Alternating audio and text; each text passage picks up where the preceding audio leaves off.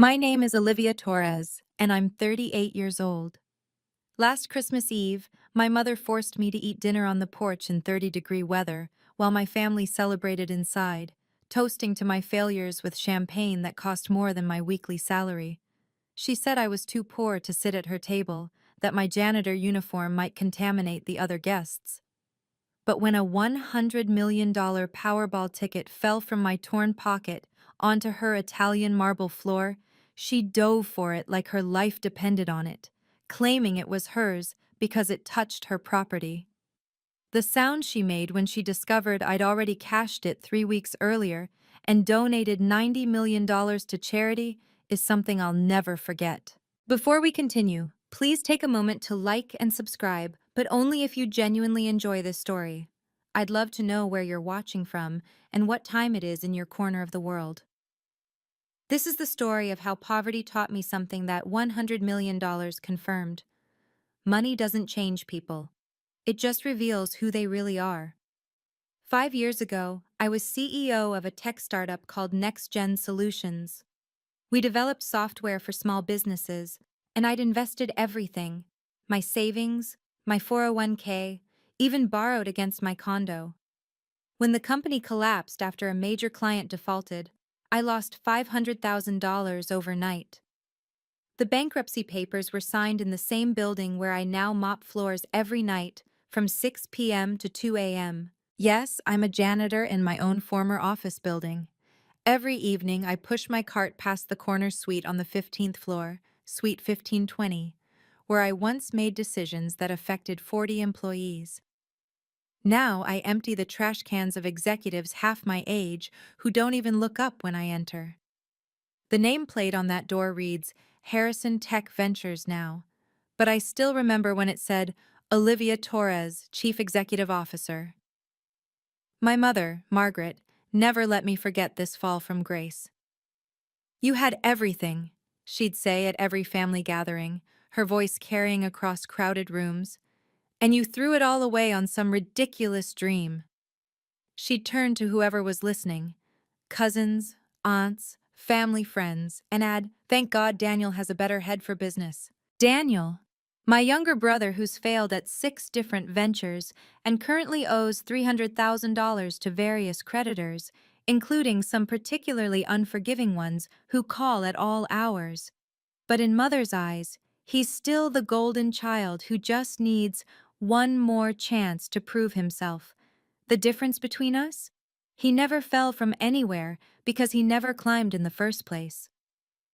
Every night as I clean those offices, I think about second chances and who deserves them. Sometimes the universe has its own way of answering that question. The Torres family fortune was built by my grandmother Eleanor, who started with a small bakery in 1962 and turned it into a chain of 30 stores before selling to a national corporation.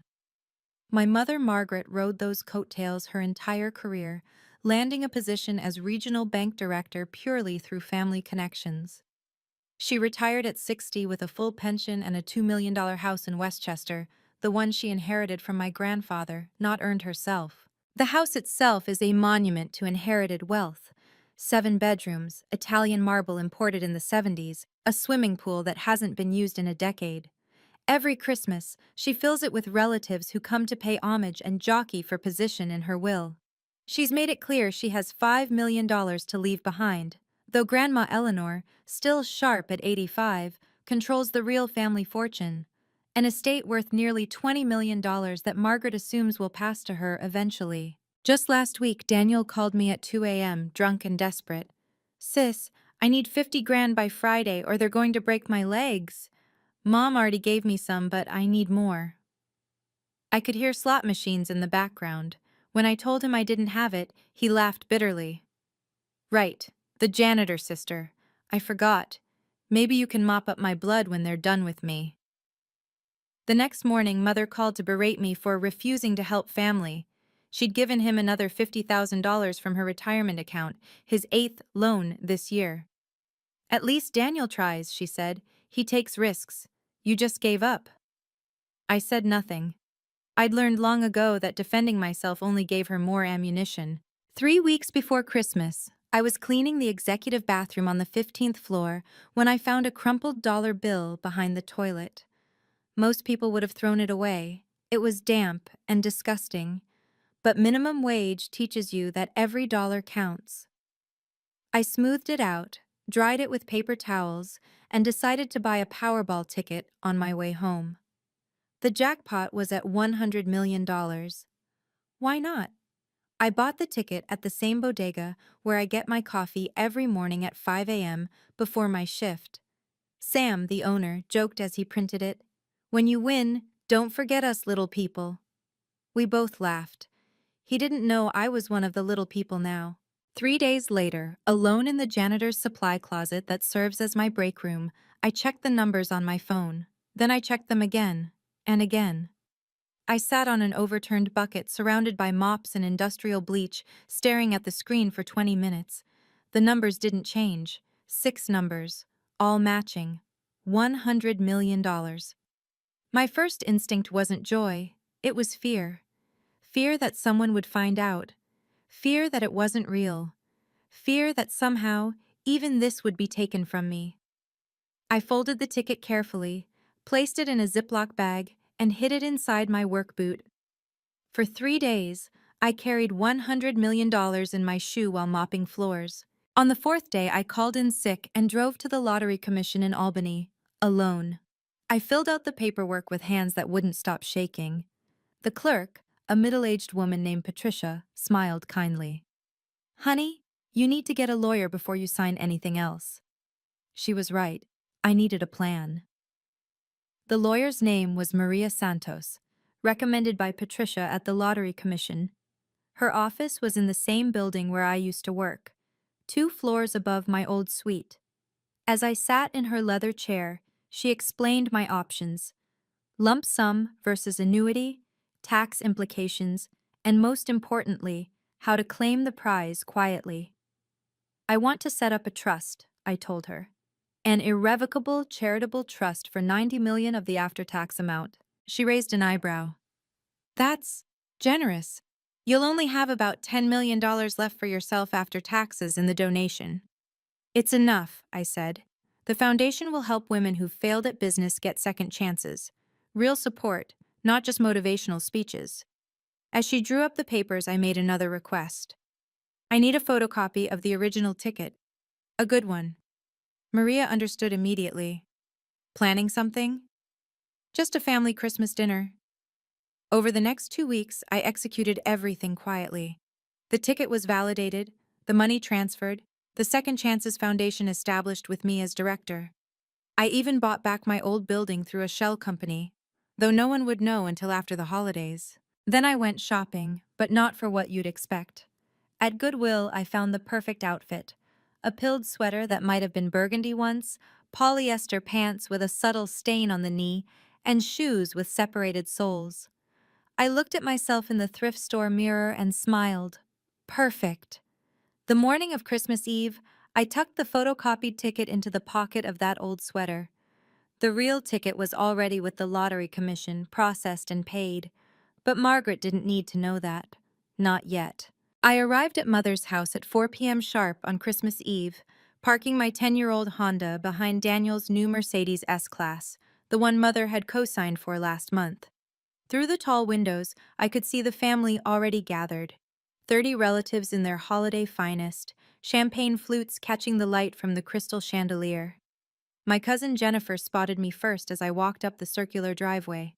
She was posing for a selfie with her new $40,000 Hermes Birkin bag, a 35 centimeter in rouge casaque that she'd been bragging about on Instagram for weeks. "Olivia," she called out with false cheer, then stopped mid-smile when she saw my outfit. "Oh, is that what you're wearing?" The foyer was marble and money, filled with the sound of forced laughter and real jewelry. My Aunt Patricia's Van Cleef and Arpels necklace caught the light as she turned away from me. Uncle Robert, Jennifer's husband, checked his Patek Philippe and muttered something about the help arriving. "Olivia," Mother's voice cut through the chatter like a blade through silk. She stood at the top of the stairs in a St. John suit that cost more than I made in 2 months. "What are you wearing?" "My best clean clothes," I said simply. The room went quiet. Someone, I think it was Jennifer's daughter, whispered, "The janitor is here." Not quietly enough. Mother descended the stairs slowly, each click of her Louboutin heels a small judgment. "Well," she said, looking me up and down, "I suppose we should be grateful you came at all." She turned to the room. "Everyone, Olivia has graced us with her presence." No one met my eyes. Daniel, standing by the bar in his new Armani suit, raised his glass in mock salute and mouthed, "Merry Christmas, sis."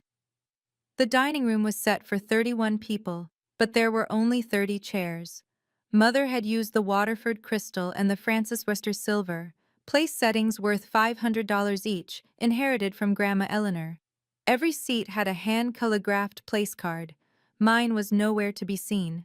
"Oh," Mother said with practiced surprise, "I must have miscounted." "Well, Olivia, you don't mind, do you? Perhaps you'd be more comfortable on the porch. It's enclosed, and the heater works, mostly." Daniel laughed, already 3 whiskeys in. "Hey, at least you're used to eating alone, right? All those night shifts?" He turned to our cousin Marcus. "She eats dinner at 3 a.m. in a supply closet. This is probably an upgrade." Jennifer had her phone out, live streaming to her 5,000 followers. "Family Christmas at the Torres estate," she chirped. "So blessed to be here with successful, accomplished people." The camera panned across the table, deliberately skipping over me. From the living room, I noticed Grandma Eleanor watching silently from her wheelchair. She hadn't said a word since I'd arrived, but her eyes, sharp as ever, tracked everything. "There's a folding table on the porch," Mother continued, guiding me toward the French doors, "and I'll have someone bring you a plate. We're having beef Wellington, though I'm not sure you'd appreciate it anymore. Your palate must have adjusted to simpler things." The porch was cold despite the space heater. Through the glass doors, I could see the family toasting, laughing, celebrating their good fortune. The folding table wobbled when I sat down. A paper plate, not china, was brought out by the caterer, who looked embarrassed. "Some people are meant to serve," Mother's voice carried through the glass. "Others to be served." 20 minutes into dinner, Mother clinked her crystal champagne flute. The sound carried even to the porch. I pressed closer to the cold glass to hear her announcement. "Before we continue this wonderful evening," Margaret began, standing at the head of the table, "I want to make something clear to everyone, especially given some recent questions about my intentions." She looked directly at me through the glass doors. "I've decided to update my will. Everything, the house, the investments, my entire estate, will go to Daniel. He's proven that even in failure, he keeps trying. He takes risks. He maintains ambition." Daniel raised his glass, grinning. "Thanks, Mom. I promise I'll make you proud." "As for Olivia," Margaret continued, her voice carrying clearly, "she's demonstrated that some people simply aren't meant for success. 5 years as a janitor has proven where her capabilities truly lie. I won't enable further failure by leaving her money she'd only waste." Jennifer's camera was catching everything. The comments were already flowing on her screen. I could see them from where I sat. "Harsh but fair," someone wrote. "Truth hurts," said another. "To successful children," Margaret raised her glass. "To those who deserve their inheritance." The room erupted in applause. Through the window, I saw Uncle Robert pat Daniel's back. Aunt Patricia whispered something to her daughter about cautionary tales. Even the caterers exchanged glances. Only Grandma Eleanor remained still, her weathered hands folded in her lap, saying nothing. My plate had gone cold, congealed gravy over meat I hadn't touched. The December wind rattled the loose porch windows. Inside, warm and golden, my family celebrated my exclusion with vintage champagne that cost more than my weekly salary. I smiled for the first time all evening. I sat alone on that cold porch for another 30 minutes, watching my family through the glass like they were a television show about people I'd never met. The space heater sputtered and died. My breath became visible in small puffs. The congealed Wellington looked like something from a crime scene. Inside, they'd moved on to dessert. Mother's famous trifle served in baccarat crystal bowls. Daniel was telling a story about his latest investment opportunity, his hands moving wildly, whiskey sloshing dangerously close to Aunt Patricia's white cashmere dress. Jennifer had switched from live streaming to taking photos of everyone's jewelry, zooming in on watches and rings for her luxury lifestyle Instagram. I pulled out my phone and scrolled through my bank app one last time. The number was still there. $62,000 after taxes. The Second Chances Foundation account showed $90,000 ready to deploy. My old office building's deed was in my name as of yesterday. Everything was in place. Through the window, I watched Mother hold court, basking in the admiration of relatives who wanted her money. She caught me looking and made a shooing gesture, like I was a stray cat begging for scraps. That's when I knew. The moment had come. I stood slowly, my joints stiff from the cold. The folding chair scraped against the concrete, an ugly sound that somehow felt appropriate. I picked up my untouched plate, the fancy food now looking like garbage, and walked to the French doors. Inside, the warm air hit me like a slap. Conversation stopped mid-sentence. 30 pairs of eyes turned to track my movement across the dining room toward the kitchen. "Just returning the plate," I said quietly. "Then I'll go." Mother smiled triumphantly. "Running away, as always." Daniel stood up from his chair, swaying slightly. "Hey, while you're up, why don't you clear the rest of the table? You're used to it anyway." He gestured at the dessert plates scattered across the table. "Might as well make yourself useful." A few cousins laughed nervously. Jennifer kept her camera rolling. "Come on, Olivia," Mother added, her voice honeyed with false concern. "At least contribute something to this family gathering. It's the least you can do after eating our food." "Your food?" I asked quietly. "I didn't touch it. It went cold while I sat outside." "Because you chose to be difficult," she snapped. "You could have eaten faster. Time management has never been your strength, hence your current position." Uncle Robert chimed in. "Margaret's right. In the corporate world, we call that inefficiency. It's probably why your company failed." "At least the janitor job prepared you for this," Daniel added, getting bigger laughs now. "Think of it as overtime."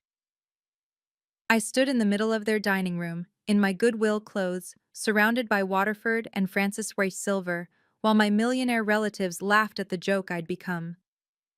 The chandelier light caught every piece of jewelry, every designer watch, every symbol of success I supposedly lacked. Jennifer zoomed her camera in on my face. "Getting this?" someone asked her. She nodded eagerly. "I should go," I said, walking toward the foyer where my coat hung, the same threadbare thing I'd worn for 3 years. "Running away," Mother called after me. "Just like you ran from your responsibilities, your debts, your failures. At least have the dignity to help clean up before you slink off." I reached for my coat slowly, my hand fumbling with the pockets. I pulled the coat from the hook, a brown wool thing with pills and a torn lining that I'd bought at Salvation Army 3 years ago. Around me hung the other coats. Mother's $5,000 Max Mara cashmere, Jennifer's Burberry trench, Daniel's new Canada Goose parka. Mine looked like a stain among them. "Thank you for the hospitality," I said, turning to face the room. Everyone had followed me to the foyer to watch the final act of my humiliation. "It's been illuminating." "Hospitality?" Margaret laughed. "You ate on the porch like a—" "Like a what, Mother?" I asked calmly. "Like a servant? Like someone beneath you?" "If the shoe fits," Daniel said. "Or in your case, if the torn shoe fits." He pointed at my separated sole, which had started flapping as I walked. I struggled with my coat, the torn lining catching on my sweater. As I pulled it free, my hand went to the pocket, checking for something. The movement was clumsy, obvious. "Forgetting something?" Jennifer asked. camera still rolling. Your dignity, maybe? Oh, wait, you can't forget what you never had. The room erupted in laughter. Even the caterers in the doorway were trying not to smile. Just my...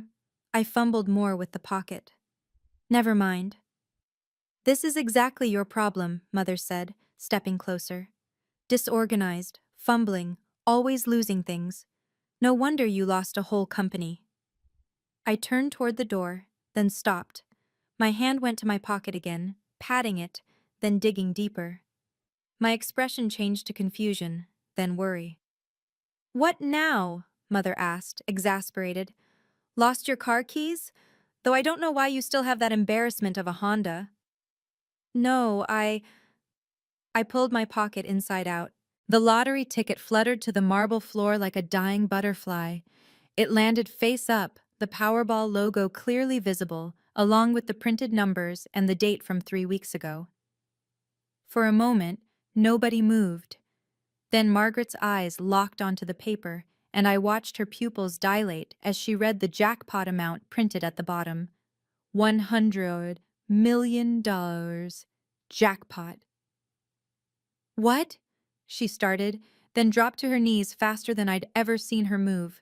She snatched the ticket with both hands, her St. John's suit stretching dangerously. Powerball! These numbers! These are the winning... That's the winning ticket! Daniel shouted, sobering instantly. Those are the numbers! I saw them on the news, $100 million. Margaret clutched the ticket to her chest, her face transforming from shock to pure, naked greed. This is mine, she screamed. It fell in my house, on my property. You ate my food. This is mine. Jennifer's camera shook as she zoomed in on the ticket. Oh my God, we're rich. The Torres family won the lottery. Legally, Robert said quickly, his lawyer instincts kicking in. Anything found in this house. It's mine, Margaret repeated, standing up, the ticket crumpled in her white-knuckled grip. This is God's reward. For everything I've suffered, for raising an ungrateful failure, this is justice. Daniel was already on his phone with his bookie. Yeah, I'll have your money by Monday. All of it. With interest. The entire room exploded into chaos, cousins calculating their potential gifts, Jennifer live-streaming frantically. Lottery ticket found at family Christmas. You won't believe what happens next. Margaret turned to me, triumph blazing in her eyes. You see? Even God agrees you don't deserve success. I stood perfectly still by the door, saying nothing. If you've ever been underestimated by your own family, type dignity in the comments. I see you, and you're not alone. Please hit that like button. It really helps more people find these stories of justice. And trust me, you'll want to see what happens when greed meets reality. Now, let me tell you what happened when my mother tried to claim that ticket. Margaret held the ticket up to the chandelier light like she was authenticating a diamond.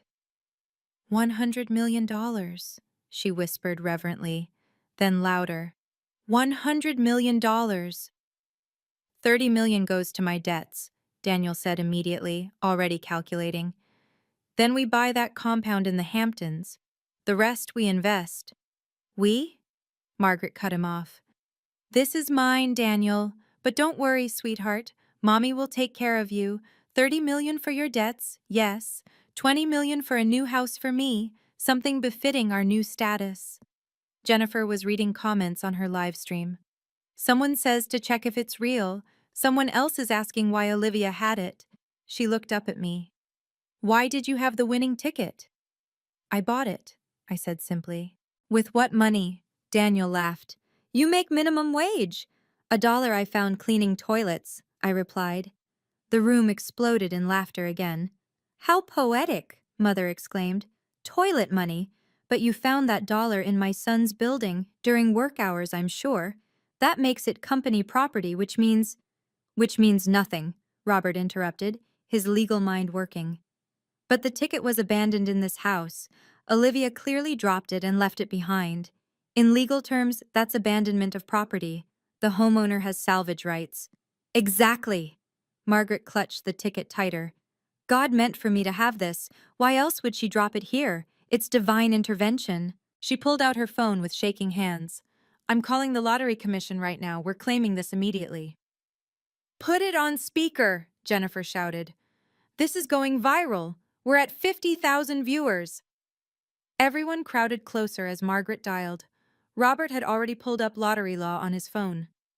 According to state regulations, he announced with authority, his $5,000 Armani suit giving him an air of legal expertise. Possession is 9/10 of the law. The ticket is now in Margaret's physical possession, found on her property. You can't just take my ticket, I said quietly. Your ticket, Margaret laughed. You abandoned it. You literally dropped it and were leaving. That's legal abandonment, isn't that right, Robert? Absolutely, he confirmed. I've handled similar cases. Once property is abandoned on private premises, the property owner has full salvage rights. It's ironclad. Besides, Mother added, you owe me far more than this. 18 years of raising you. College tuition I paid. The loans I gave you for that failed company. Consider this partial repayment. You never gave me loans for my company, I said. Emotional loans, she snapped. Do you know what it cost me socially when you failed? The embarrassment? My friends at the club still whisper about it. This money is compensation for my suffering. Daniel was already planning the celebration party. We'll rent out the Rainbow Room, announce it to everyone, the Torres family come back. We should call the news stations, Jennifer suggested. This is the kind of story they love, from rags to riches. Well, you'll still be in rags, Olivia, but the rest of us... The phone was ringing. Margaret put it on speaker, and the automated lottery commission menu began playing. For winning ticket verification, press 1, the robotic voice said. Margaret pressed 1 with a perfectly manicured nail, her hand trembling with anticipation. Please have your ticket ready, the voice continued. Everyone held their breath. State Lottery Commission, Prize Claims Department. This is Patricia speaking. How may I help you? The same Patricia who'd helped me 3 weeks ago, though Mother didn't know that. Yes, Margaret practically shouted into the phone. We have the winning Powerball ticket, the $100 million one. I see. May I have the ticket number, please? Margaret read the numbers slowly, carefully, her voice shaking. PB 7745 9821 3346 7789. One moment, please. We could hear typing. The room was so quiet you could hear the caterers breathing in the kitchen doorway. Ma'am, can you confirm the date on the ticket? December 3rd, Margaret said. 3 weeks ago. And your name? Margaret Torres. Torres. More typing, then a pause that seemed to last forever. Mrs. Torres, I need to inform you that this ticket was already claimed and processed. The room froze. Margaret's face went white. That's impossible. I'm holding it right here. The original ticket was submitted to our offices on December 7th by... Patricia paused, and I could picture her looking at her screen. Olivia Torres. The prize money was transferred to her accounts after tax withholding. What you're holding must be a photocopy. A photocopy? Margaret screamed. She held the ticket up to the light again, and now, in the bright chandelier glare, you could see it, the slight pixelation, the too perfect whiteness of the paper. But, Daniel stammered, that's fraud. She tricked us. Ma'am, Patricia continued calmly, is there anything else I can help you with? Margaret couldn't speak. The phone slipped from her hand and clattered on the marble floor. Jennifer's livestream chat was exploding with laughing emojis and scammed comments. Everyone turned to look at me. This ticket was claimed 3 weeks ago. Patricia's voice continued from the phone on the floor, now on speaker for all to hear. On December 7th at 2:47 p.m. to be exact, by Olivia Torres, the payment was processed and completed. Margaret's hands were shaking as she picked up the phone. But I have it right here. She dropped it. It's mine. What you have is a photocopy, ma'am. The original ticket is in our vault, as required by law. Is Ms. Olivia Torres there? I can confirm with her if you'd like. I'm here, I said calmly. Ms. Torres, congratulations again on your win. I hope the foundation paperwork went through smoothly. Foundation? Margaret's voice cracked. What foundation? Thank you, Patricia, I said. Everything was processed perfectly. Wonderful. Have a lovely holiday. The line went dead. The room erupted. Daniel lunged for the ticket in Margaret's hand, holding it up to the light. It is a photocopy. Look at the edges. The color's off. You knew, Margaret screamed at me. You came here with a fake ticket. You set us up. I came here with a piece of paper, I said quietly. You're the one who dove for it. You're the one who claimed it was yours. You're the one who called the lottery commission to steal what you thought was my property. Jennifer's phone was going crazy. The viewer count had jumped to 75,000. Comments were flooding in. OMG, the mother got played. Karma is real. This is better than Netflix. Show us proof, Daniel demanded. If you really won, where's the proof?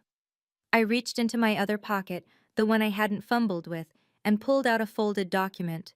The document was pristine, official, with the State Lottery Commission seal embossed in gold.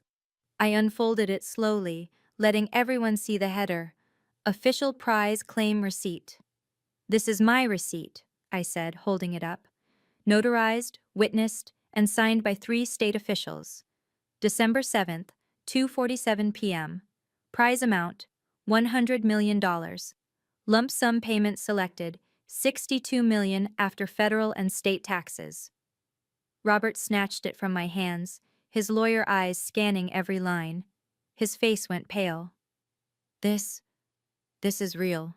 The notary seal, the signatures, everything. Let me see the bank statement, Margaret demanded.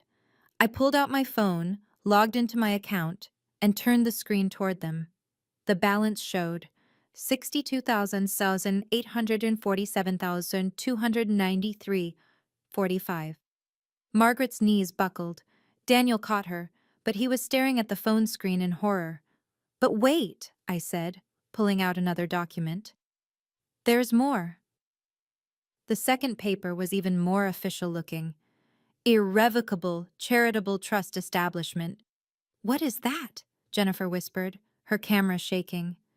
3 days after claiming the prize, I established the Second Chances Foundation. $90 million, the full pre-tax amount minus $10 million for my personal use, is now permanently locked in a charitable trust. It will provide grants for women who failed at business and need a second chance. You gave away $90 million? Daniel screamed. It's irrevocable, Robert confirmed, reading the document. She can't undo it even if she wanted to. The money's gone. Well, not gone. It's just not hers anymore. You idiot, Margaret shrieked. You had $100 million and you gave it away? I kept what I needed, I said simply. $10 million is more than enough for a fresh start. The Second Chances Foundation, I continued, holding up the trust document, is already operational. The board includes 3 former Fortune 500 CEOs, 2 venture capitalists, and interestingly enough, Maria Santos, Grandma Eleanor's personal attorney. At the mention of Maria's name, Grandma Eleanor smiled for the first time all evening. The foundation's first initiative launches January 1st, I said. Grants of $100,000 to $500,000 for women who failed at their first business venture. No collateral required, no humiliation, just second chances. You could have helped Daniel, Margaret cried. You could have paid his debts. You could have enabled more gambling, more failed schemes, more bailouts. I shook my head. The foundation helps people who take responsibility for their failures and want to build something real. Robert was still reading the documents. This is ironclad. Maria Santos doesn't mess around. Every penny is protected. The foundation can't be dissolved, the funds can't be redirected, and… He looked up.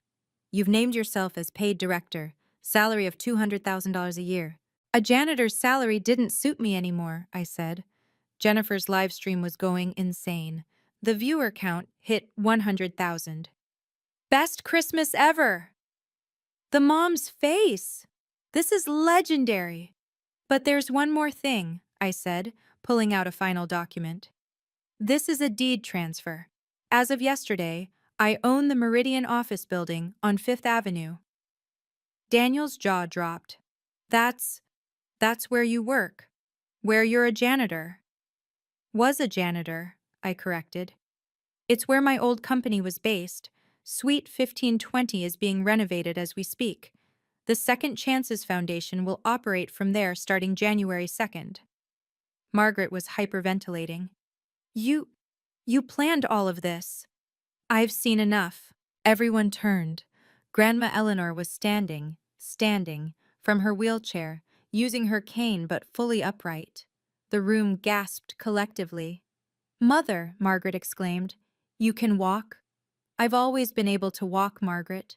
The wheelchair just makes people reveal themselves faster. They think I'm helpless, so they show their true colors. She moved toward the center of the room with surprising strength for 85. And tonight, you've shown yours magnificently. She turned to me. Olivia asked me to witness something tonight. She said I'd want to see who my daughter really was when money was involved. I must say, it exceeded even my worst expectations. Mother, I can explain. Explain what? How you humiliated your own daughter? Made her eat on the porch like a dog? How you dove for money that wasn't yours like a common thief? How you were ready to steal what you thought was her last hope? Eleanor's voice was steel. I've watched you favor Daniel despite his failures, watched you crush Olivia's spirit year after year. She's a janitor, Margaret protested. She was a janitor, Eleanor corrected. After losing everything, she took the only job she could find and worked it with dignity. While you sat in a house you inherited, living off money you didn't earn, judging someone who actually worked for a living. Eleanor pulled out her phone. Maria, are you still on the line? Yes, Mrs. Torres. Maria Santos's voice came through clearly. I've recorded everything as you requested. Good. Please execute the changes to my will immediately. What changes? Margaret's face was white. The $5 million I was leaving you? It's going to Olivia's foundation instead. You can't do this, Margaret screamed. I'm your daughter. And you've proven tonight exactly what kind of daughter you are, Eleanor replied coldly. Maria, please confirm the changes. Maria's voice came through the speaker. The codicil to your will has been updated. Margaret Torres is removed as beneficiary. The $5 million previously allocated to her will now go to the Second Chances Foundation upon your passing, witnessed and notarized. As for Daniel, Eleanor continued, turning to my brother who was sweating through his Armani suit, the trust fund I set up for you, the one that would have paid out $1 million on your 40th birthday, that's dissolved too. That money will go to Olivia's foundation to help people who actually want to work. Daniel's phone started ringing, then another, all his creditors, somehow knowing their last hope of payment had evaporated.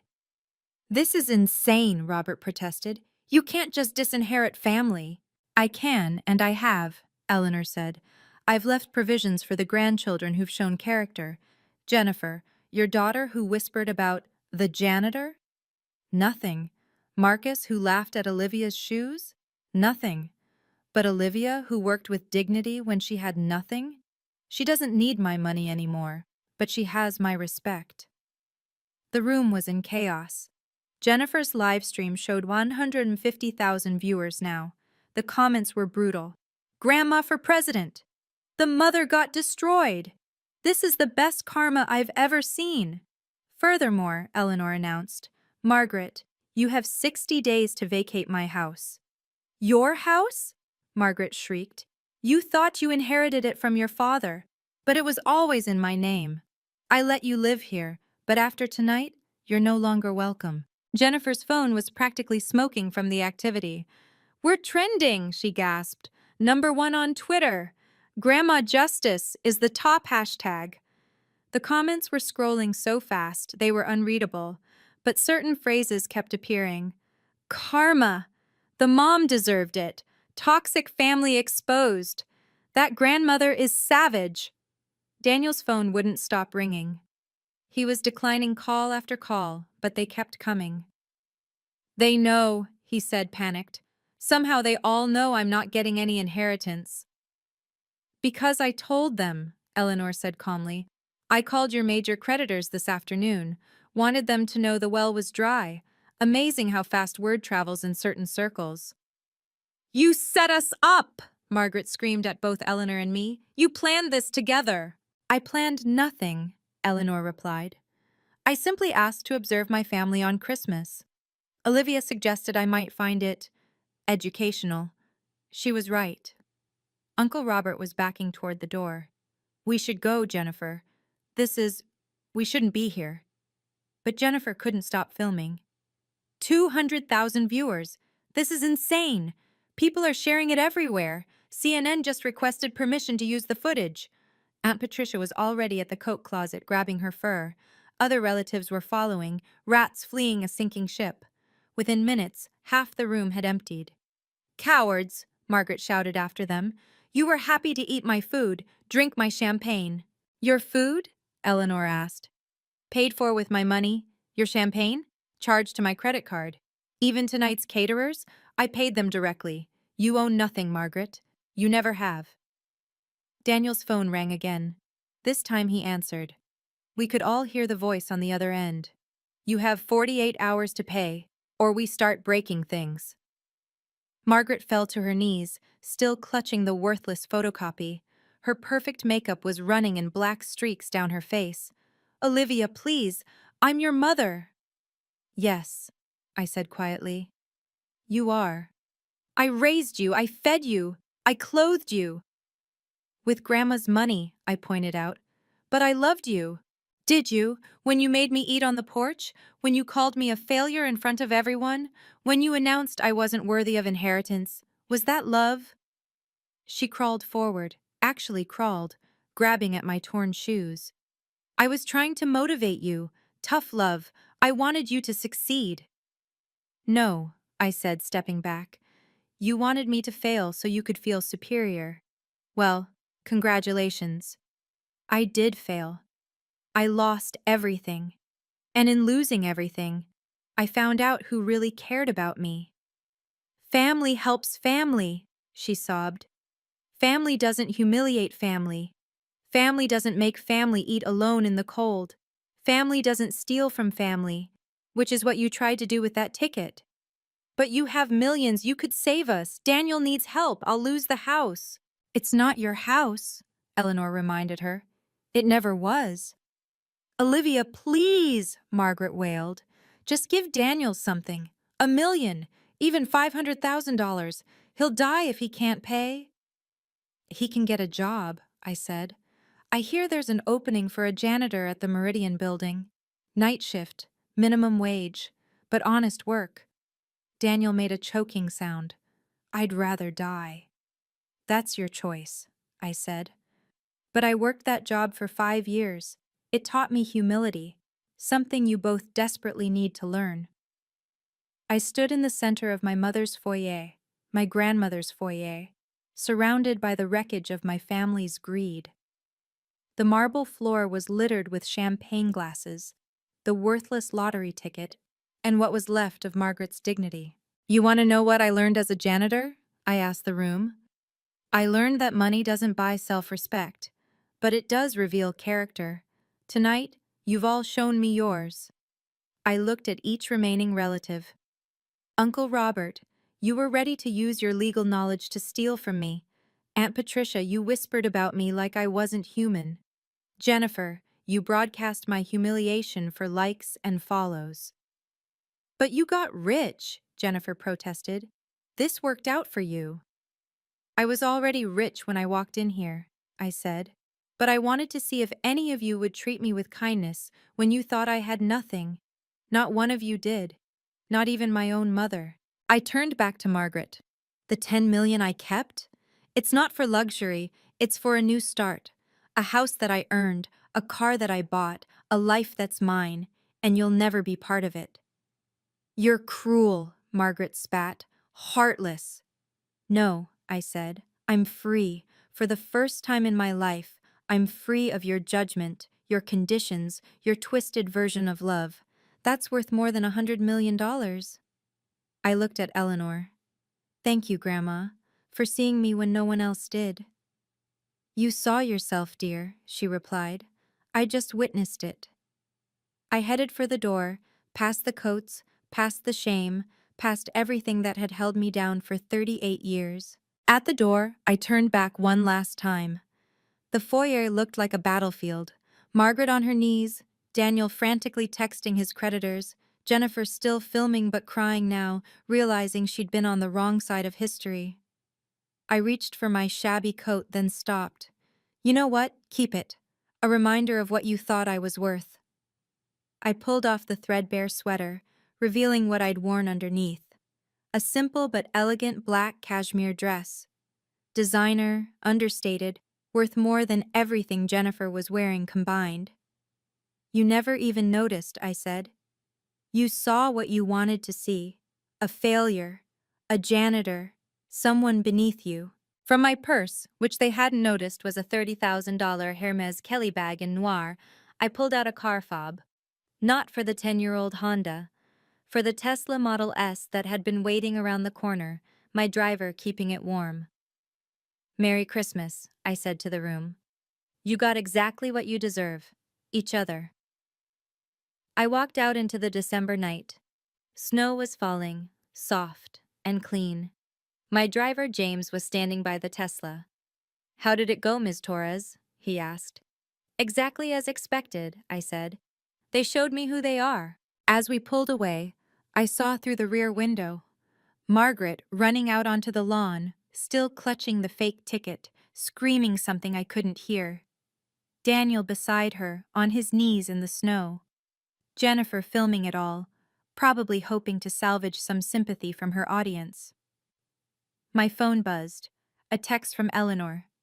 Proud of you, dear. The foundation will change lives. Their greed would have wasted it all. She was right. Every penny I'd given away was worth this moment of absolute clarity. Has someone in your family ever shown their true colors when money was involved? You're not alone. The comments are full of similar stories. Please share your experience below, and remember to subscribe if you want to hear more stories about people standing up to toxic families.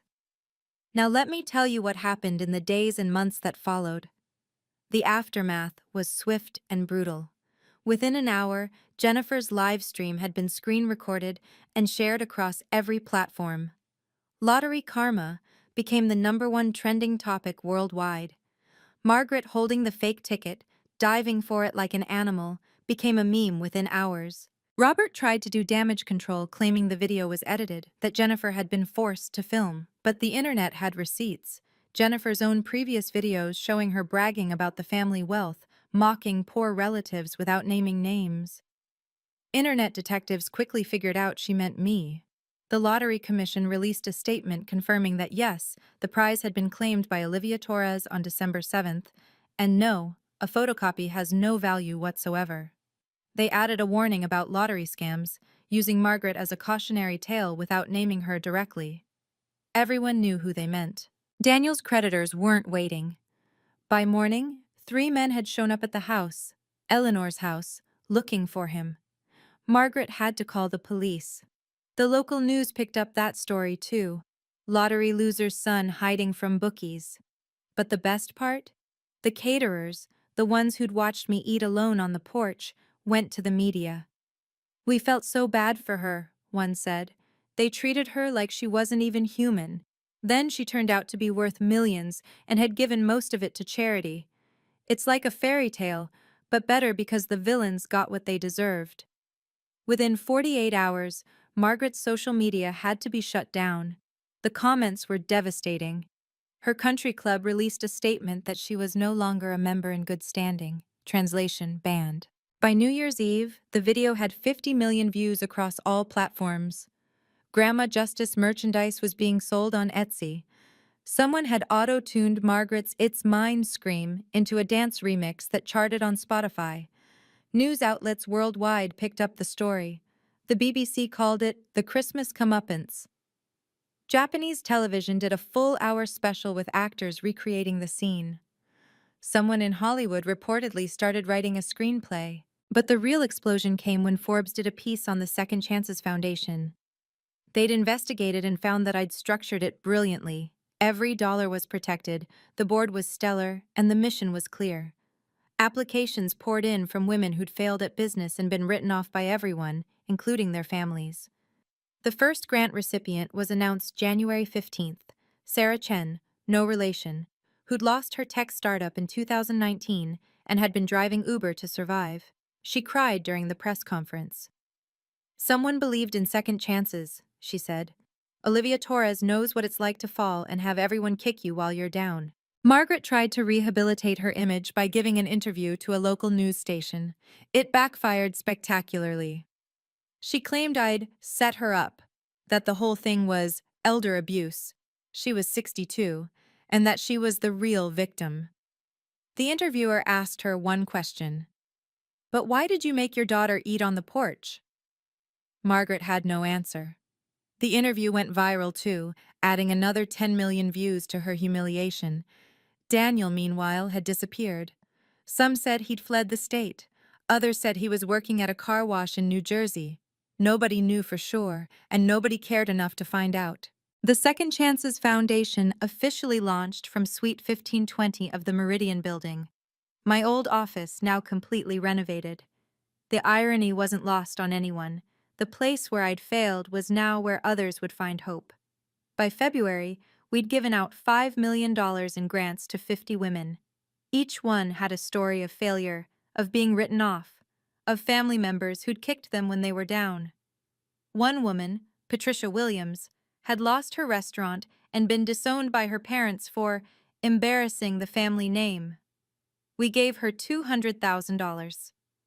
6 months later, her new restaurant had a 3-month wait list. I hired my fellow janitors from the night shift as building administrators. They knew every inch of that building, and they deserved better than minimum wage. Marcus, who'd cleaned alongside me for 3 years, became head of operations at $75,000 a year. "You remembered us," he said on his first day. "Nobody remembers the cleaning crew." "I was the cleaning crew," I reminded him. "We remember each other." The foundation's board met monthly. Eleanor, despite her age, never missed a meeting. She'd roll in, back to using the wheelchair for convenience, not deception, and provide wisdom that came from building her own empire from nothing. The media attention brought unexpected benefits. Successful women entrepreneurs started volunteering as mentors. Venture capitalists offered matching funds. By March, the foundation's endowment had grown to $150 million through donations. I bought a brownstone in Brooklyn, not flashy, but mine. Every mortgage payment came from money I'd earned as director, not from the lottery. That mattered to me. I needed something that was purely from my own work, not from luck.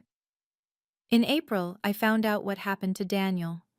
A former colleague sent me a photo from a rest stop in Newark, my brother, in a janitor's uniform, mopping the men's bathroom.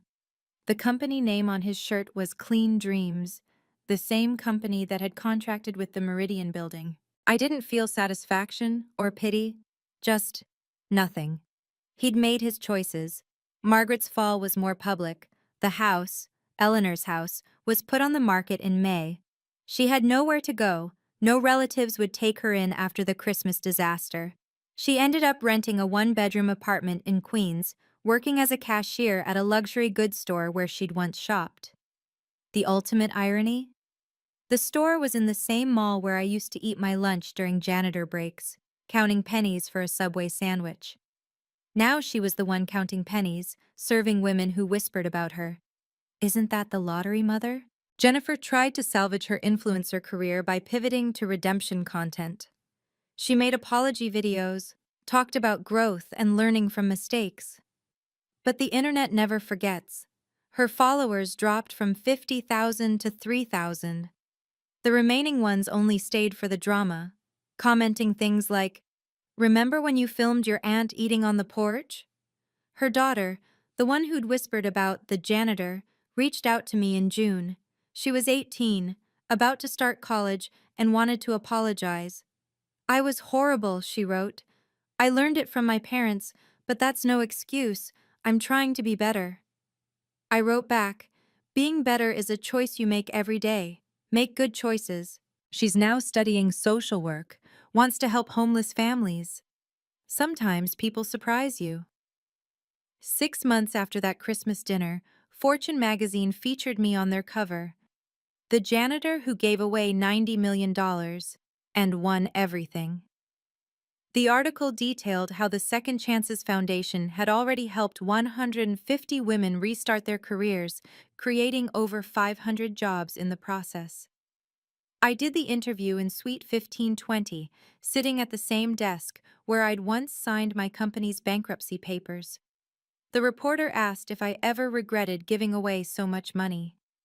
Every dollar I gave away freed me, I said. From expectations, from the need for revenge, from the weight of proving myself to people who never believed in me anyway. Eleanor was thriving at 86, serving as the foundation's honorary chair. She'd sold the Westchester house for $3 million and donated it all to the foundation. I don't need things, she said. I need purpose. Olivia gave me that. We had lunch every Sunday, not in fancy restaurants, but in her assisted living facility's dining room where she'd moved by choice. I like being around people who've lived real lives, she said, not parasites waiting for inheritance. The foundation's success stories kept coming. A woman who'd lost her accounting firm to embezzlement started over and now employed 20 people. A fashion designer whose business failed during COVID launched a sustainable clothing line that Target picked up. A chef who'd gone bankrupt opened a culinary school for formerly incarcerated women. Each success proved what I'd learned during those 5 years as a janitor. Failure isn't the end if someone believes in your beginning. My office wall had photos of all our grant recipients, no photos of family. The foundation staff, they were my real family now. People who understood that respect isn't about money, it's about character. A year after that Christmas, a customer at Margaret's store filmed her and posted it online. She was helping a wealthy woman try on a $50,000 necklace. And the customer said, "Aren't you the mother from that lottery video, the one who made her daughter eat outside?" Margaret's face crumbled. She excused herself and never came back to the floor. She was fired that afternoon for abandoning her post. The video, of course, went viral again. Lottery mom still paying for her greed became a trending topic. People were merciless in the comments, but one stood out. She still doesn't get it. She left her job rather than face the consequences of her actions, just like she never faced what she did to her daughter. Someone leaked that Margaret had the photocopy of the lottery ticket framed in her apartment. She checked the numbers daily, as if they might somehow change. Her neighbor reported hearing her on the phone, still telling people about her millions that were stolen from her. Daniel surfaced briefly when he was arrested for a minor fraud scheme, trying to sell fake lottery tickets to desperate people. The irony was perfect. He got 6 months in jail and 2 years probation. The janitor job was no longer an option. He couldn't pass the background check. Jennifer's husband, Robert, divorced her, citing irreconcilable differences. The real reason, according to court documents, was that the lottery video had destroyed his professional reputation. No one wanted a lawyer who'd tried to steal a lottery ticket on camera. The last I heard, Margaret was working at a dollar store in the Bronx, living on food stamps and Social Security. The woman who'd inherited everything and earned nothing was finally experiencing what she'd wished on me: actual poverty. Here's what I learned from winning $100 million and giving away $90 million of it. Money is just paper. It's what you do with that paper that defines you. My mother saw that paper as power, as proof of superiority, as a weapon to hurt those she deemed beneath her. She grabbed for it with both hands and ended up with nothing but worthless photocopy and a lifetime of regret. I saw it as freedom, not just for me, but for women who'd been where I'd been. Rock bottom, written off, told they were failures who didn't deserve second chances. Character is everything. It's what remains when the money's gone, when the cameras stop rolling, when you're alone with your choices. My mother's character was revealed that Christmas night. Greedy, cruel, willing to steal from her own daughter. That's who she always was. The money just exposed it. True wealth isn't in bank accounts. It's in self-respect. It's in knowing you can look at yourself in the mirror without flinching. It's in the peace that comes from living with integrity, even when, especially when, no one's watching. Sometimes you need to lose people to find yourself. I lost my family that Christmas, but I found my purpose. The Second Chances Foundation has now helped over 300 women restart their lives. That's 300 families changed, 300 stories rewritten, 300 proofs that failure isn't final. The janitors I worked with for 5 years, they were the first grant recipients. They'd pooled their savings to start a cleaning company that now has contracts with half of Manhattan's office buildings. They named it Dignity Services. I was never poor. I was just surrounded by bankrupt souls who measured worth in dollars instead of character.